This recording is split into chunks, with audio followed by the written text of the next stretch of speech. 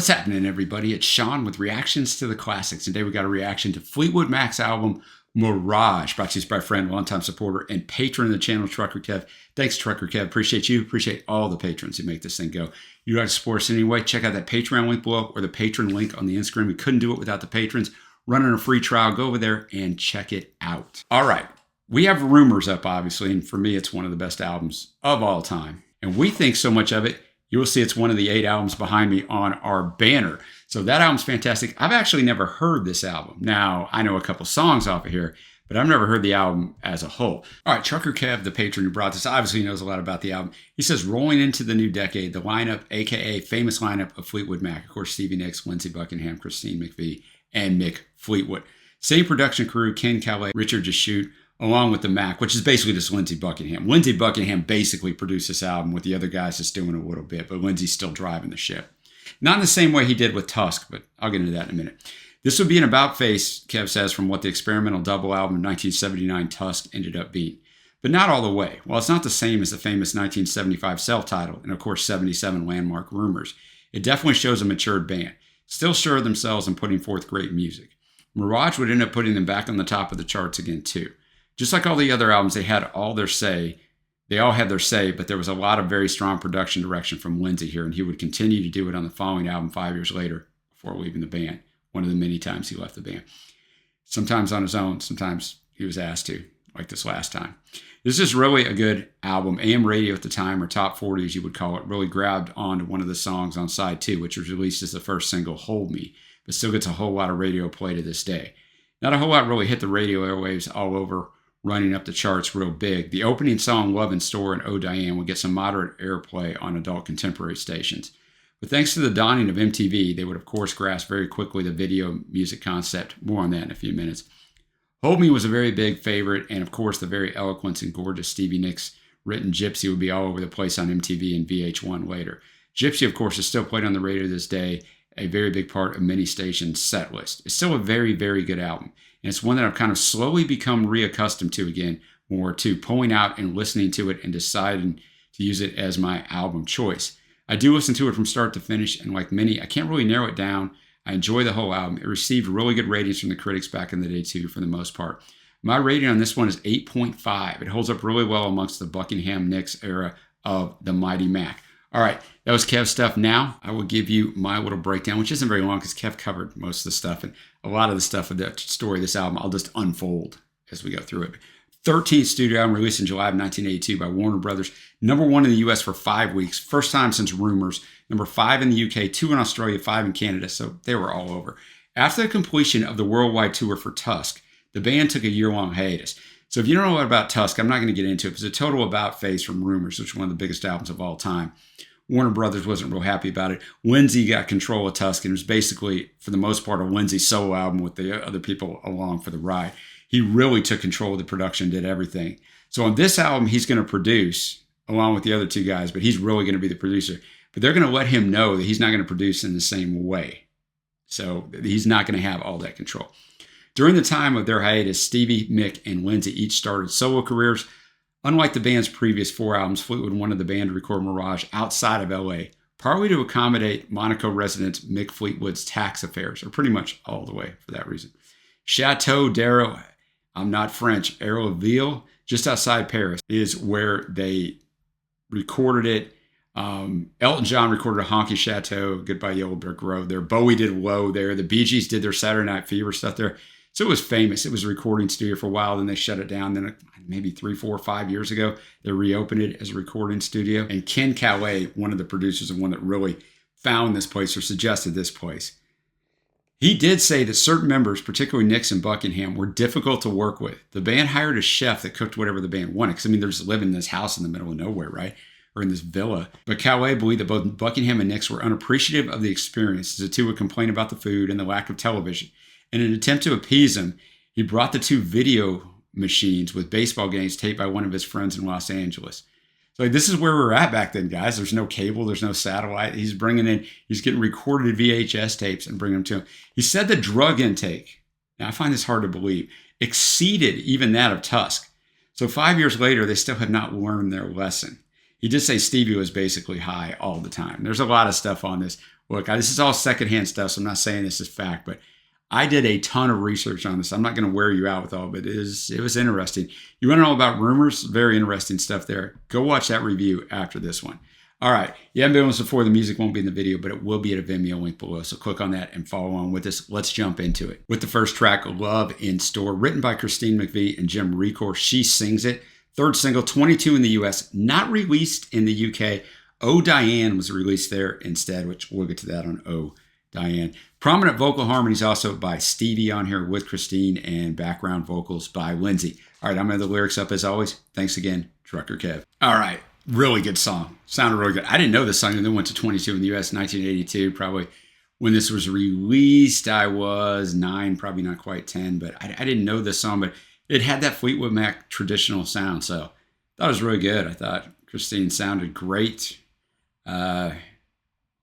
Lots of instrumentation on here, right? Lots of instrumentation. Because Christy's on the electric piano, electric organ, or electronic organ. Lindsay's on electric guitar, acoustic guitar. John McPhee's on bass. Now, they said John wasn't difficult to work with. He was just drunk all the time. They said that Christy was actually nice, really nice. I've only ever seen good things about her. And then Mick was on drums, tambourine, gyro, woodblock, and xylophone. You could hear it in there. It's very rich with the arrangement, but great way to lead it off. We go to the second track, Can't Go Back. Written and performed by Lindsay. In the UK, it was released as a follow-up to the top 10 hit Oh Diane, which, remember, Oh Diane wasn't even released in the US, but we'll get to that on Oh Diane. It became the 4th single in the UK, going to number 83. All right, Can't Go Back. Very interesting percussion on here, because you have Mick on double track drums with the castanets, sleigh bells, and maracas, and it gave it this tone throughout the whole song. It's fine. I don't like it nearly as well as the first song. And I'm a big Lindsay guy. I thought on Rumors, Lindsay's a standout. I'm in the very big minority there. And he's such a talented dude, man. Like, he's a great guitar player, but the production side of things, but probably not a guy I'd like to hang out with, though.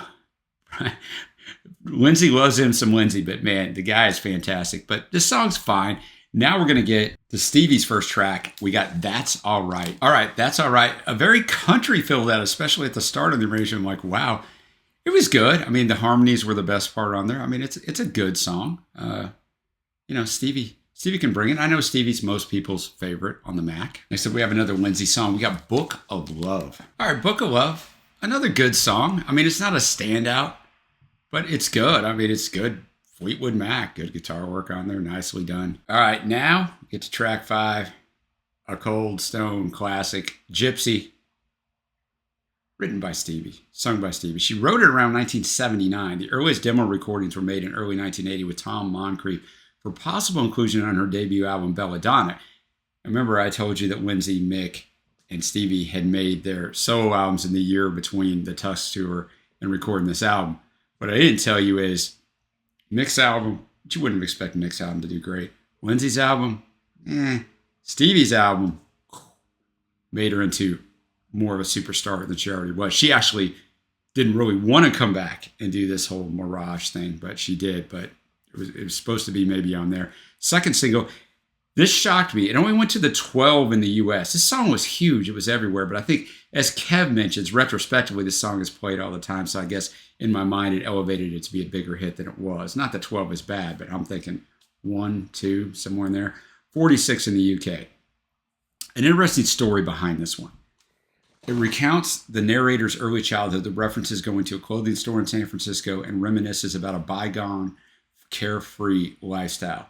There are 2 points of inspiration behind Gypsy, as stated by Stevie.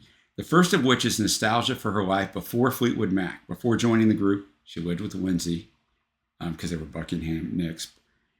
They were musical and romantic partners. However, only their musical partnership has survived, very famously. Nicks met Buckingham at a high school party where he was singing California Dreaming by the Mamas and Papas. She joined in with perfect harmony.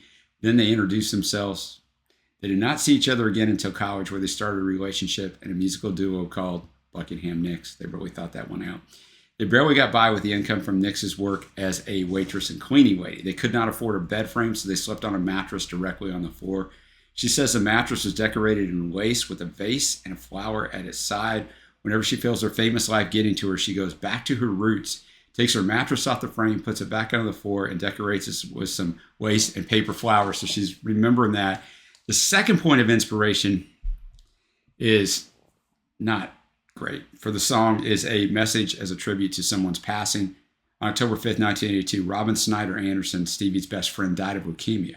The night before Belladonna was released, her solo album, she received a call from Snyder saying she had leukemia and the doctors thought she would only live for 3 months. She was also informed that Snyder had gotten pregnant, so as to leave her husband, Kim Anderson, with something after she left. If Snyder chose to have an abortion, she could have possibly lived for another year. However, the baby was born 3 months premature, and Snyder died 3 days later. Nix was on tour at the time of her death. The only person Nix felt could understand her grief was Kim Anderson, the husband, right? Robin's husband. He felt the same way, and out of grief, as well as a duty towards providing for the baby named Matthew a good home, the two married. However, 3 months later, Nix filed for divorce after she, quote, received a sign from Snyder telling her to get out of there. She has stated she has put Matthew through college and told him about what has happened many times. Well, I mean, he's going to know everything's public record, right? The video for the song was the highest budget musical video ever produced at the time, and it was the very first world premiere video on MTV in 1982. Now, MTV had barely been around, but there had been videos for quite a few years before this, so interesting thing. And they also said, Ken Calais, who talked about them being difficult to work with, said the videos were a nightmare because they couldn't be around each other for any period of time, didn't want to be in scenes together. So it sounded like fun times, but sometimes those produce great music. Look at Rumors. Gypsy. I mean, that song is just absolutely fantastic. Now that I know what it's about and you read the lyrics, you see it all in there. This is a song that I've heard a lot, I know, and I wouldn't go out of my way to listen to, right? It's different. That's what I like about doing these sometimes in this environment where I'm sitting here, I'm focused on it. You got the headphones on, you're focused on the lyrics, and you're listening to it in a different way than if you just casually listen to it or you're on the radio, or your Spotify as you're driving down the road. It's a different type of listening. You just understand like how fantastic this song is, how fantastic it's produced and arranged. With Stevie singing the lead, and then one of the magic sound of Fleetwood Mac is then that backing vocals in there. It's kind of just the stuff goes in there with Lindsay and Christine. It's fantastic. The guitar work at the end with Lindsay is classic, but it's just a really good song, and Stevie can just flat out bring it. Now go to the last song on side one, Only Over You, written by Christine. Remember, she started the album out also. She wrote it for her boyfriend at the time, the Beach Boys drummer, Dennis Wilson. The record sleeve states, with thanks to Dennis Wilson for inspiration. I'm going to do more of a story about her and Dennis in a little bit, but Dennis's only solo album is up on the channel, so you can check that out after this. Only Over You, some good guitar work on there from Lindsay. Maybe my least favorite song on the side, still pleasant. I always had to look through my notes for the other songs while that was going for a second to see if I didn't include it in there, but I will include that, Christine talked about in an interview how, and that's what this song is about. Everyone's kind of telling her she's crazy because she shouldn't be with Dennis. Dennis, by this time, he had such problems, with drugs and alcohol that he was just kind of out of it 90% of the time. She said, so it's difficult to be around. She said that 10% of the time where you saw the real him was awesome, but it was hard to get through those other times. But I think she's only with him for a couple years, and then they broke up, and unfortunately 2 months later he drowned. All right, on that cheery note, let's go to side two. And we'll start it off with a Lindsay tune, Empire State. He plays a 19th century lap harp gifted to him by Mick Fleetwood. Of course, why wouldn't he, right?